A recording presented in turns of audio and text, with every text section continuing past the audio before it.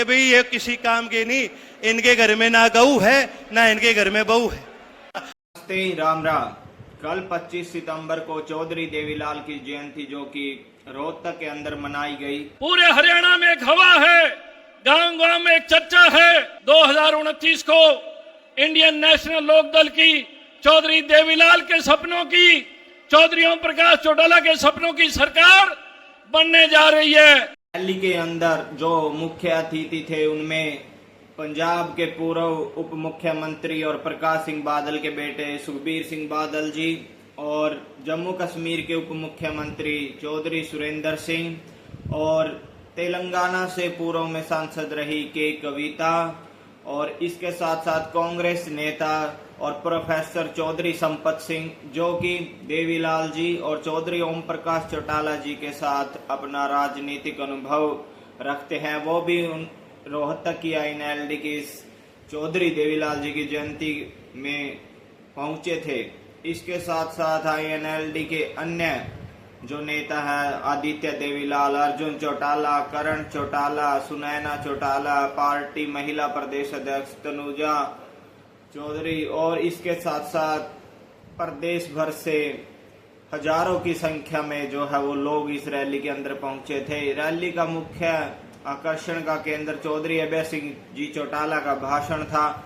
उन्होंने कहा था कि 2029 के अंदर वो कांग्रेस को हटा देंगे और बीजेपी को भी जड़ से उखाड़ फेंकेंगे। हालांकि कांग्रेस तो पिछले 11 वर्षों से सत्ता से बाहर ही है, लेकिन बीजेपी और उन्हीं के भतीजे दुष्यंत चौटाला ने भी 4.5 वर्ष जो है वो सरकार चलाई थी। उन्होंने कांग्रेस पर कटाक्ष करते हुए कहा कि पिता पुत्र के मोह में फंसकर आज कांग्रेस प्रदेश के अंदर खत्म होती जा रही है और न केवल कांग्रेस खत्म होगी बल्कि उन्होंने ही बीजेपी की बी टीम बनकर 2024 के विधानसभा में भारतीय जनता पार्टी को जिताने का काम किया है। उन्होंने बीजेपी को भी आड़े हाथों लिया और उन्होंने कहा कि अगर 2029 में हरियाणा के लोग इंडियन नेशनल लोकदल की सरकार बनाते हैं तो वो जो ये बिजली के मीटर है इनको उखड़वा कर पूर्व मुख्यमंत्री मनोहर लाल खट्टर जी के घर भिजवा देंगे। और उन्होंने किसानों से भी वायदा किया है कि उनकी जो वो फसलें हैं उचित समर्थन मूल्य पर खरीदी जाएंगी और खेत के साथ साथ घर की बिजली भी जो है वो मुफ्त कर दी जाएगी। उन्होंने कहा कि जो बुजुर्ग पेंशन उनके दादा देवीलाल जी ने 100 रुपए से शुरुआत की थी और आज 3000 रुपए उन बुजुर्गों को पेंशन मिलती है, उसको बढ़ा करके 2 गुना यानी कि 6000 रुपए कम से कम कर देंगे। उन्होंने कहा कि प्रदेश के हर युवा को रोजगार देंगे। उन्होंने बहुत ही सलीके से है सभी भाषण दिया। हाँ जी, काफी लंबे अंतराल के बाद घर वापसी हुई। ये घर वापसी नहीं है, घर तो मेरी शुरू से ही है। घर में आना जाना जैसे मैंने बताया था कि जब भी घर में कोई प्रोग्राम हुए हैं मुझे बुलाया और मैं गया। चाहे वो अभय सिंह जी के बच्चों की शादी हुई थी, पोते दशोठन में आया था और उसके बाद चौटाला जी जो स्वर्गवास से धार गए थे, जो अर्शी आपका है अर्थी कलश जो आया था तो उस टाइम भी जो है मैंने उसको रिसीव किया। तब भी कई लोगों ने सवाल उठाए थे। मैंने कहा पारिवारिक ताल्लुक है, मेरे आज के नहीं, शुरू से है परिवार। अभी तो देख रहे हैं संगठन आना है, क्या आना है।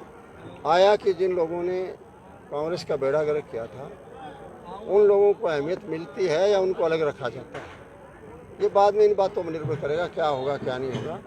भविष्य गर्म में है, आज मैं कुछ नहीं कर सकता। आज तो सिर्फ मैं जन्मदिन पर बधाई देने के लिए आया हूँ और मुझे नौंदा मिला तो मैंने उसको स्वीकार किया। हाँ, कुछ लोगों ने प्रचार जरूर किया। अच्छा, कई लोगों ने प्रचार किया कि आप जाओगे, हो सकता है कि पार्टी आप पर एक्शन लेगी। मैंने कहा से हर स्वीकार करूँगा। मैं चौधरी देवीलाल का जन्मदिन हो और बुला रहे हैं, परिवार के लोग मना रहे हैं और बुला रहे हैं, तो मैंने कहा मैं तो उसमें जाऊँगा। चेतावनी नहीं है। मैं कांग्रेस की तरफ से आई थी या हुड्डा गुट की तरफ से? नहीं, वो मैं नहीं कह सकता अभी आपके सामने, सबके सामने नहीं बता सकता कि किसकी तरफ से आई थी किसकी तरफ नहीं आई थी। लेकिन जो भी आई तो मैंने ये कहा था कि मैं जाऊँगा, आगे कोई एक्शन होगा वो उसको देखेंगे, वो समय बताएगा। से विधायक अर्जुन चौटाला ने सरकार पर बरसते हुए कहा कि इस सरकार में न तो रोजगार है ना ही व्यापार है। हर वर्ग इस सरकार में परेशान है, चाहे वो कर्मचारी हो, किसान हो, मजदूर हो या छात्र हो। उन्होंने कहा कि उनके दादाजी चौधरी ओम प्रकाश चौटाला कहते थे कि ये जो बीजेपी वाले हैं ना तो इनके घर गऊ है और ना ही इनके घर बहू है। वो कहते थे कि इनको ना तो देश का ख्याल है और ना इनको अपने घर का ख्याल है। तो आप लोगों ने ऐसे लोगों के हाथों में जो है वो सत्ता दे दी है जो ना घर चलाना जानते हैं और देश तो वो भला कैसे चलाएंगे। उन्होंने भाजपा पर कटाक्ष करते हुए कहा कि इस सरकार के अंदर लूटमारी, चोरी, डकैती और भी बहुत सारे जो हादसे हैं, हत्याएं, लड़कियों की सुरक्षा को लेकर के उन्होंने सरकार के ऊपर बड़े गंभीर सवाल खड़े किए। आखिर में हम यह सब देख सकते हैं कि जो रोहतक की रैली रही वो कहीं ना कहीं इनेलो के लिए एक संजीवनी बूटी का काम आने वाले समय में करेगी।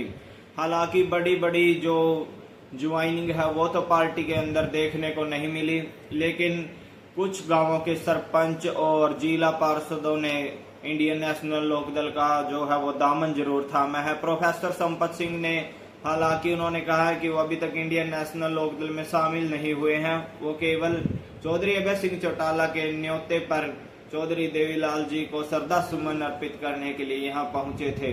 उन्होंने मना भी नहीं किया है। उन्होंने कहा कि वो कुछ समय बाद देखेंगे कि वो क्या इनेलो में दोबारा वापसी करेंगे या फिर नहीं, ये तो आने वाला समय ही बताएगा। आप सभी को रोहतक के अंदर जो देवीलाल जी की जयंती पर रैली का आयोजन किया गया था उसको देखकर क्या लगता है कि आने वाले समय में इंडियन नेशनल लोकदल है वो जो अपनी पकड़ हरियाणा के अंदर कितनी मजबूत कर पाएगी? कमेंट बॉक्स में अपनी राय जरूर दें। धन्यवाद। राम राम। में आई थी, लोगों का तो फैसला था, लोगों ने तो मन बना रखा था कि हम भारतीय जनता पार्टी को सत्ता से बाहर करेंगे। 90 में से 40 सीट पे रोक दिया था, 50 विपक्ष के जीत करके आए थे, जबकि सरकार विपक्ष की बननी चाहिए थी। लेकिन साथियों 10 ऐसे लोग जीत करके आगे जो कहीं चौधरी देवीलाल के नाम की माला जपा करते थे, जो कहीं कहते थे कि हम चौधरी देवीलाल की नीतियों को लागू करेंगे, जो कहते थे 75 पार का नारा देने वाली बीजेपी को हम जमुना पार कर देंगे। लेकिन साथियों ऐसे स्वार्थी लोग थे जिन्होंने न केवल अपने स्वार्थ को पूरा करने के लिए आप लोगों के साथ विश्वासघात करने का काम किया, बल्कि 5 वर्ष भारतीय जनता पार्टी के साथ मिलकर के प्रदेश को लूटते रहे। प्रदेश के अंदर अनेक घोटाले किए, शराब घोटाला किया, धान घोटाला किया, वही साथियों रजिस्ट्री का घोटाला किया और रजिस्ट्री के साथ साथ अनेक ऐसे घोटाले थे, अगर सबका जिक्र करूंगा बहुत टाइम लगेगा।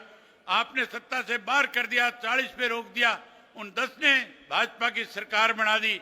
उसके बाद लोगों ने मुझे बताया कि अब की बार जब चुनाव आएगा, जो 10 लोगों ने बीजेपी की सरकार बनाई है इनका सूपड़ा साफ करेंगे, इन्हें सबक सिखाएंगे।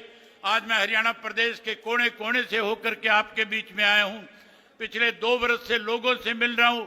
हर व्यक्ति एक ही बात कहता है कि हमने भाजपा के साथ मिली हुई जो लोग थे, जजपा वालों को सबक सिखा दिया, उनको हमने सत्ता से बाहर कर दिया। जो सत्ता में बने रहना चाहते थे उन्हें माइनस पे लाकर के खड़ा कर दिया। मैं जब पूछता था कि भाजपा जजपा का कोई नाम लेवा बचा है क्या, लोग कहते थे कोई नहीं बचा। मैं आज लाखों लोग आए हैं, आपसे पूछता हूं, आप हरियाणा प्रदेश के कोने कोने से चल करके आए हो, आज कोई जेजेपी का नाम लेने वाला इस प्रदेश में बचा है क्या? मैं आपसे पूछना चाहता हूं, प्रेस के लोग सबको दिखाएंगे, आप जोर से बोल करके बताओ कि जजपा का पूर्ण रूप से सफाया हो गया कि नहीं हो गया? पूर्ण रूप से सफाया हो गया। जहां जजपा का सफाया आप लोगों ने कर दिया, वहीं साथियों अब ये जो तीसरी बार की सरकार बनी है इसके लिए कोई और जिम्मेवार नहीं है। इस तीसरी बार को बनाने में मुझे पूरे प्रदेश के लोगों ने बताया कि बाप बेटा दोनों ने जहां भाजपा की तीसरी बार सरकार बनाई है वहीं हरियाणा प्रदेश का नाश कर दिया। मैं आपसे पूछना चाहता हूं, ये तीसरी बार की सरकार के लिए कौन जिम्मेवार है, कौन दोषी है, कौन षड्यंत्रकारी है? तो जिस तरह से आपने जजपा का सुपड़ा साफ किया है, मैं उम्मीद करूंगा कि आने वाले समय में आप जैसे जजपा का सुपड़ा साफ करके आए हो, उसी तरीके से इस कांग्रेस पार्टी का भी सुपड़ा साफ करके इंडियन नेशनल लोकदल पार्टी को 2029 में सत्ता में लेकर के आओगे।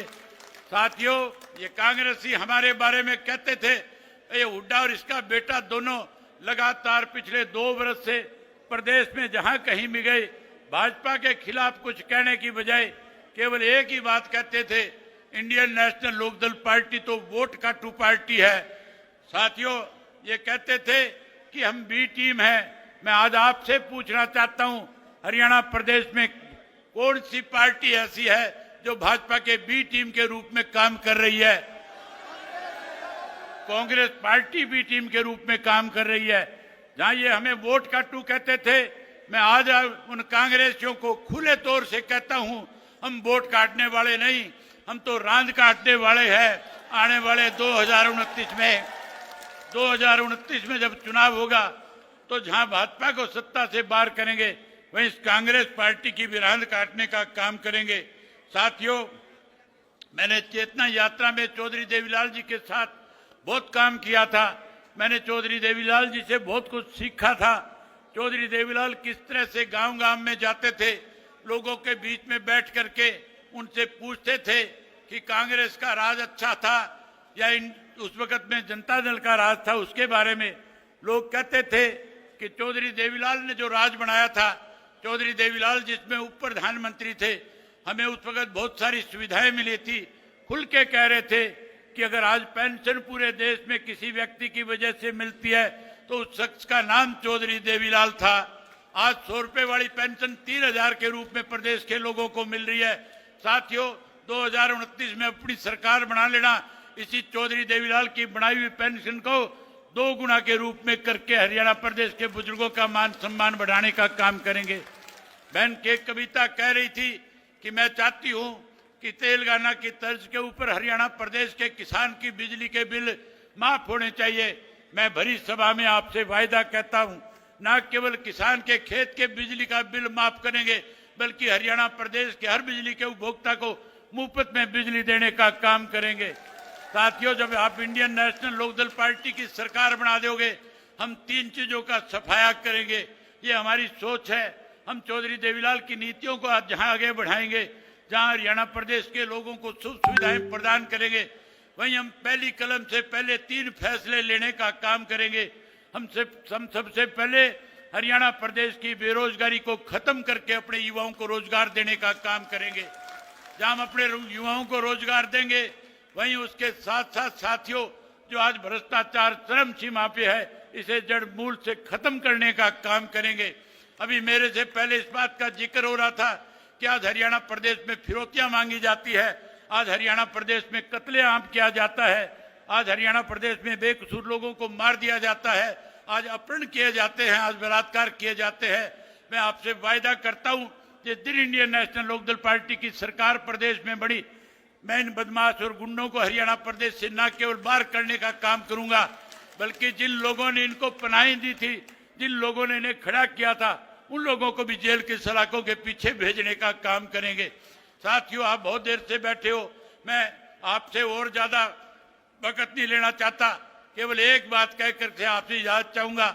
मैं उम्मीद करूंगा कि हमारे इंडियन नेशनल लोकदल पार्टी में आज जितने भी साथी शामिल हुए हैं, मैं उन सबका स्वागत करता हूं, उन सबका अभिनंदन करता हूं, उन्हें विश्वास और भरोसा दिलाता हूं कि हम अपने कार्यकर्ताओं से उनका 21 का सम्मान करने का काम करेंगे। वहीं आप इतनी बड़ी संख्या में आए, आपने मेरी बात को सुना, आपने मुझे अपना आशीर्वाद दिया। आज आशीर्वाद देने आए हो कि नहीं आए हो? जहां आपने आशीर्वाद दिया, मैं उस सब के लिए आपका बहुत आभारी हूं।